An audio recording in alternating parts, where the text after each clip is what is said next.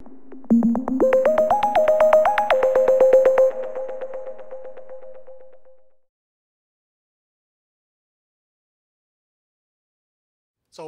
Bruce McLeod from Sabina Gold, they recently published their new feasibility study. He's going to walk us through this and show why this company now, Back River, needs to be taken a lot more seriously than it has been, and why my argument that at 40 cents, this is not just a bottom fish watch, but is now a good absolute spec value buy, and I will be recommending this, adding it to my list in the next few weeks. Bruce, take it.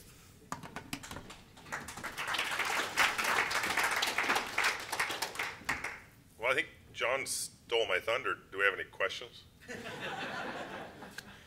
Since he has given you the conclusion, what I will do is actually give you the fundamentals to why I completely agree with John. I will be making forward-looking statements, so our usual cautionary notes.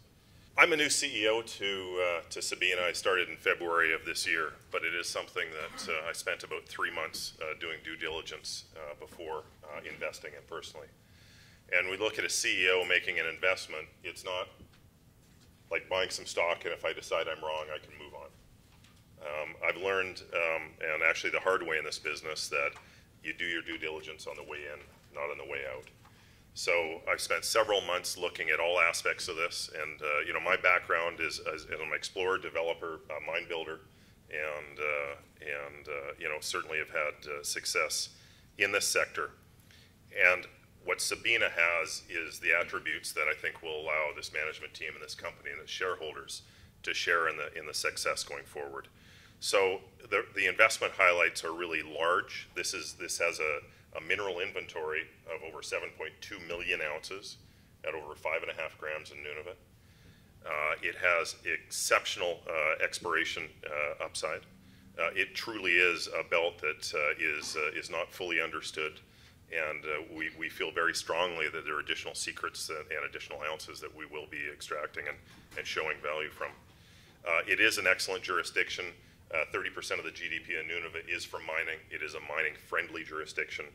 And I think more importantly, particularly when we're in a market like this today, that John, looking at showing what I think his term was roadkill, having a treasury of $28 million where you don't have to go to market and you're not staring at that double-barreled shotgun called massive dilution is a big help. And again, the board and management team, I think that can help us to execute.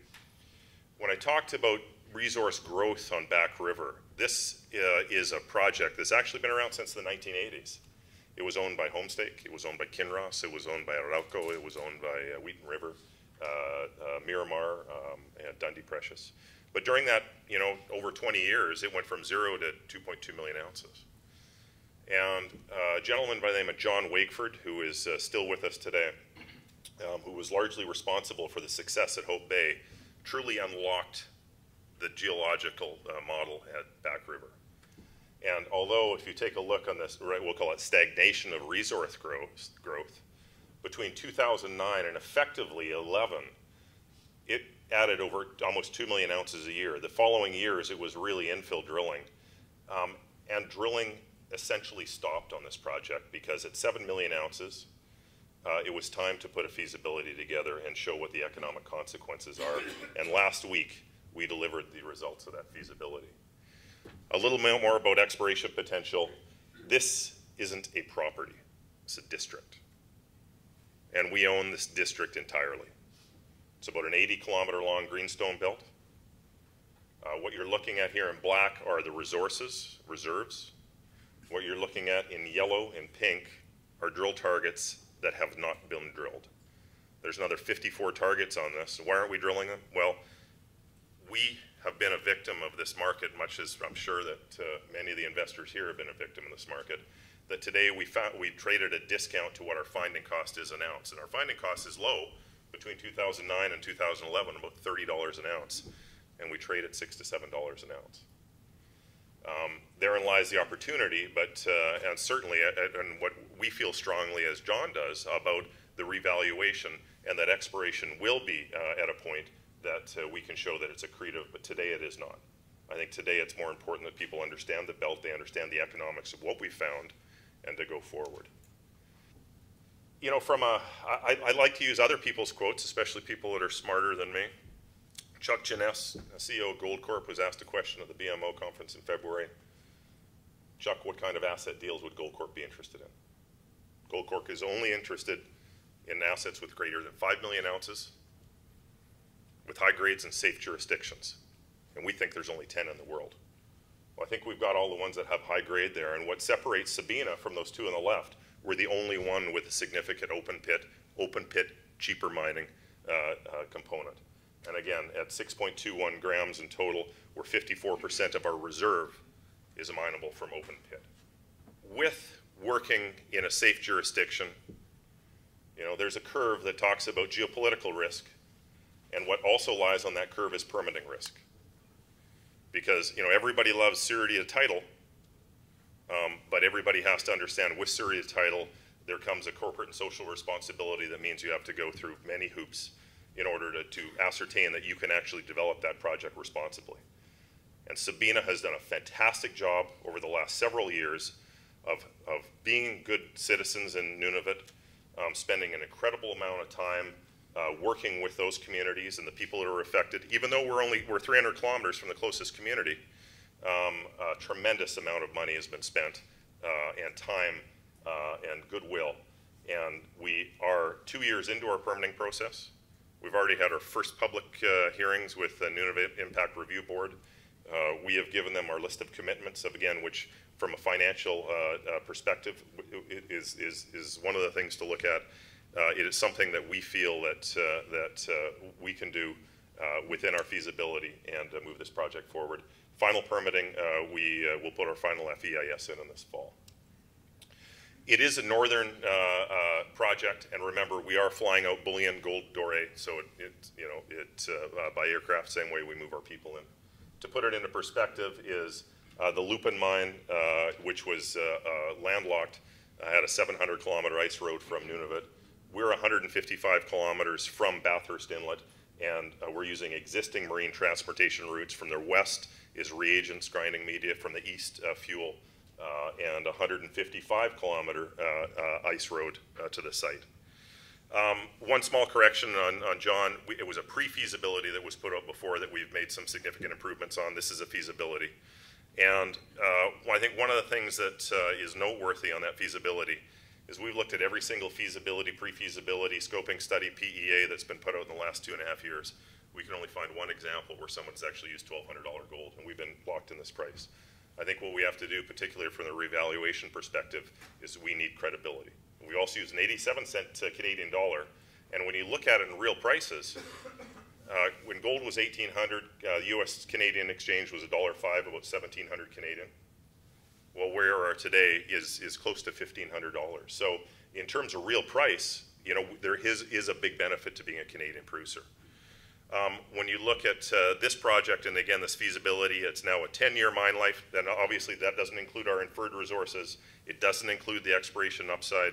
It doesn't include the potential. We truly believe that this is a belt that will be around multi-generational. All-in cash costs of $535 an ounce. Again, it is certainly a robust project at these prices.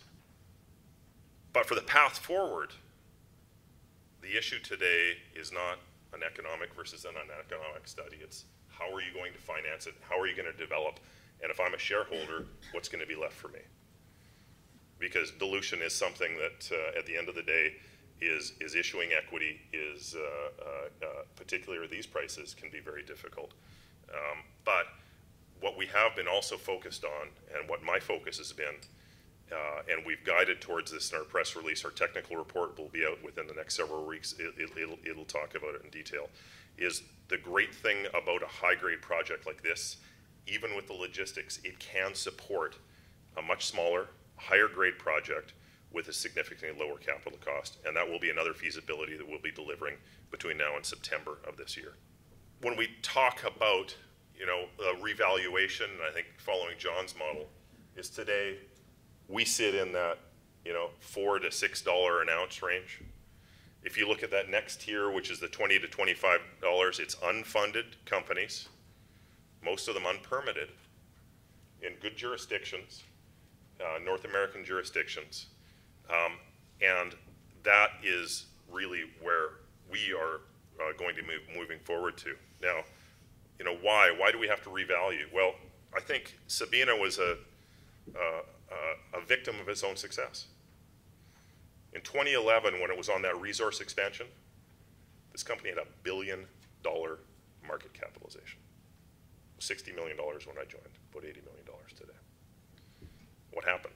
Well, if you look, and again, look at all the press releases, there was no bad news. What it was is fund flows. When you're the most successful in the sector, every generalist fund, every mining-specific fund that owned us, they don't exist today. And that culminated with 40 million shares of index selling because Sabina was on every index it was eligible for. And forced selling without any buying, without any liquidity, it ends up, you're in that bottom. And that bottom tier, again, I think if you compare us to the ones there, we deserve to be in that next tier. Corporate summary, again, $28 million, TSX, SBB. Both myself and Nicole will be out, and a 10-minute presentation is enough, I hope, to give you a flavor of the company. But certainly, we think the future is very bright for Sabina. Thank you very much. Thank you, Bruce.